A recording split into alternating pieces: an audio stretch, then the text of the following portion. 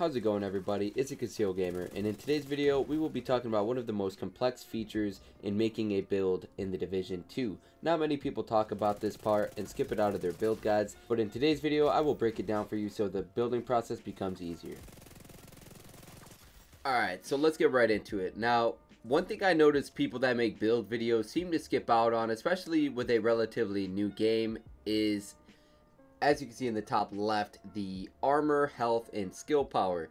So these are actually showed up in points. So as you can see, the red is damage, the blue is armor, and the yellow is skill. So many people skip this out of their builds and they really just focus on their brand sets. So for example, how this has crit damage, drone skill power, and crit chance. People will just focus on combining these sets together. Now there's much more that comes into play when working on a build than just combining gear sets. In the Division 1, this was a huge incentive in making a build, was just combining the gear pieces. Talent attributes weren't really that important at the time, but in the Division 2, attributes are actually probably more important than the brand sets themselves, and I'll get more into that. So for talents, gear set talents, we had these in the Division 1 as well. Things like nimble and responsive, stuff like that. But in the Division 1, they are very strong to get on your pieces of gear. So I'm pretty sure everyone knows about the Vector DPS build that the Notorious Wiz has dished out for everybody to use. And I'm just going to talk about the talent part of the build because a lot of people are just skipping out one of the most complex systems of build making. So yes, talents are probably more important than brand sets themselves, and as you can see, let's say we take a look at Safeguard. It has a requirement of 5 or less of the damage stat. Now there are some talents like Berserk, for example. These don't have requirements. All you need is just a weapon that works with the talent.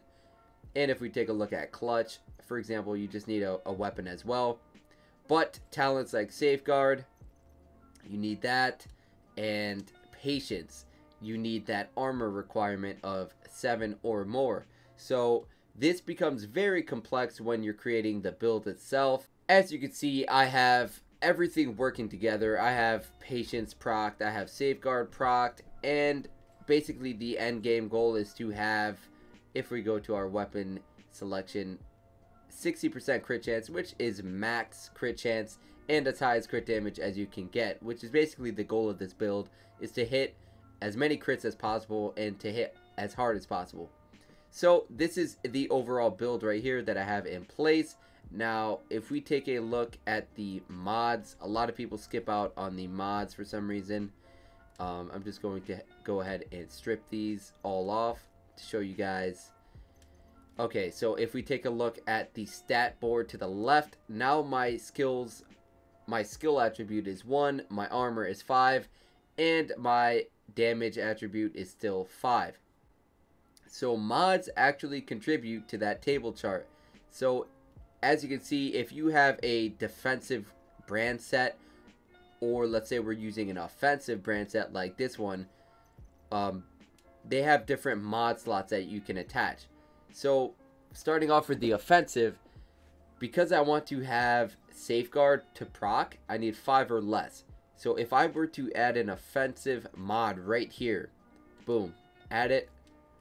As you take a look, I only have 6 now, and then that means Safeguard is locked. So I would recommend taking off that offensive mod. Boom. Now it's going to be unlocked. So you'd really have to just mess around with the talents. And as we take a look at Patience, I need 7 or more. So basically go on to mod it. And as you can see, there's 2 defensive system mod slots. I throw on 1. And then I throw on 2.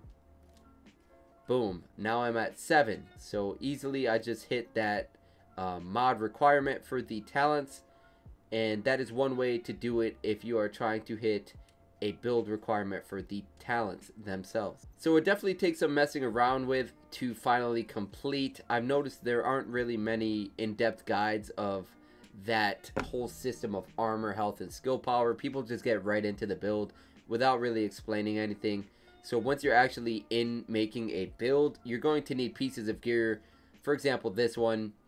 See how I only have a static attribute of bonus armor? You're going to make sure that you have certain amounts of attributes that will make it so you can hit that requirement that you need in order to have these talents procced. So right here you can see we can count the offensive attributes that I have. So I have 1, 2, 3. This one doesn't count because I don't have an offensive damage attribute. 4 and 5. So that is where I need to make sure I stop doing anything offensive damage wise so that I can have this safeguard unlocked. So wherever you spec into a attribute, it will count towards that overall chart of armor, health, and skill power. So it becomes very tricky when you're creating the build. So when making a build, the first thing I would recommend to is focus on having these talents all at play. Make sure that you have them all able to work and to work with each other, especially with your build. Once you have that, then focus on getting gear sets to combine and work with each other in order to get those bonus from the brand sets. So as you see, I have every brand set bonus right here. And this isn't a complete build like I would like it. Of course, I would like to get other brand sets to combine, but it's what I work with. And make sure you keep in mind to look for gear with talents. So, for example, if you find a pair of gloves with clutch on them, even if they are pretty terrible roll, you can still roll clutch onto another piece of gear that, let's say, you have that is a better roll. So you go to the recalibration center and you select the gloves that you want to roll. Let's say I want to put clutch on these gloves right here. Then you'd have to recalibrate it and then you switch it with clutch. So talents that you have on gear that have pretty bad rolls, you can still make of use to them by putting them on other gear pieces. Now there are some tricks to work around some of the mods.